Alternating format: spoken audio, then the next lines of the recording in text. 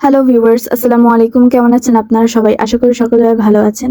সে অনেক দিন আগের কথা না, আমি কোনো ঠাকুমার ঝুলির গল্প আপনাদের বলছি না, আমি বলছি এই স্কেচটার কথা। অনেক দিন আগে আমি এই স্কেচটা করেছিলাম কোনো একটা ফেসবুকের রেফারেন্স দেখে। তো আজকে ভাবছিলাম যে এটাই আমি পেইন্টিং করে আপনাদের দেখাই।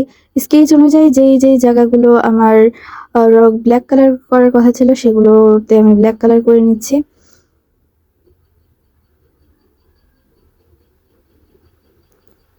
ব্ল্যাক কালার করার পরে এই জায়গাগুলো আমি ব্লেন্ডিং করে নিব ডিপ গ্রিন কালার দিয়ে।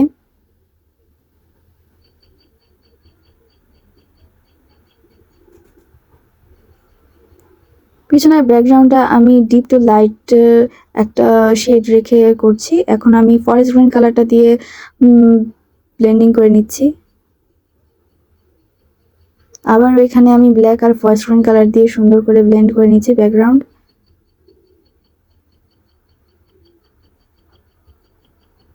উপরে এই পাতা অংশগুলো আমি খালি রেখেছি আর নিচের পাতার অংশগুলো আমি প্রায় সেম কালার দিয়ে রং করে নিচ্ছি। জাস্ট ডিটেইলিং করার সময় খুব ভালো করে ডিটেইলিং করলেই হয়ে যাবে।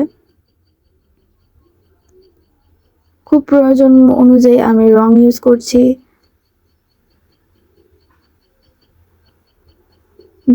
যেখানে লাইট কালার রাখার কথা সেখানে আমি লেমন ইয়েলো কালার আর লেমন কালার দিয়ে কালার করে নিচ্ছি।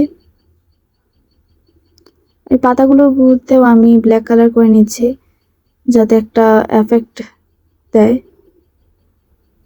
আবারও ডিপ টু লাইট কালার করে নিব।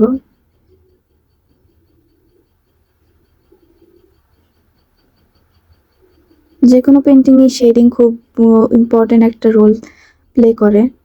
এখানেও দেখেন এই পাতাটাতে আমি লেমন ইয়েলো কালারটা দিয়ে করেছি আর কত হাইলাইট করছে। আর এই পাতাটা আমি ডিপ গ্রিন কালার করেছি শুধু। মনে হচ্ছে যে এটা পিছনের একটা পাতা। পেছনের পাতাগুলোতে আমি ডিপ কালার রেখেছি আর সামনের পাতাগুলোতে আমি লাইট কালার রেখেছি। এখন ডিটেলিং করার পালা। লেমন ইয়েলো কালারটা দিয়ে আমি সবগুলো পাতাতে আস্তে আস্তে করে ডিটেলিং করে নিব। প্রায় সবগুলোতেই ডিটেলিং করা শেষ। এখন আমি নিচের যে পাতাগুলোর সেম ব্যাকগ্রাউন্ড ক্রিয়েট করে নিয়েছিলাম সেগুলোতে হাইলাইট করার জন্য আমি লেমন ইয়েলো কালার দিয়ে ডিটেলিং করে নিয়েছি। কেমন লাগছে অবশ্যই জানাবেন। এখন আমি এসে পড়লাম এই কদম ফুলগুলোর কাছে। ফুলগুলোতে আমি প্রথমে মাঝখানে লাল রং দিয়ে নিয়েছি এবং সাইডগুলোতে ডিপ অরেঞ্জ কালারটাই দিয়ে নিয়েছি। সুন্দর করে ব্লেন্ডিং করার পরে আমি ডিটেইলিং করে নিয়েছি। খুব ভালো করে মনোযোগ দিয়ে আমি এখানে সাদা রঙের ডিটেইলিংটা করেছি।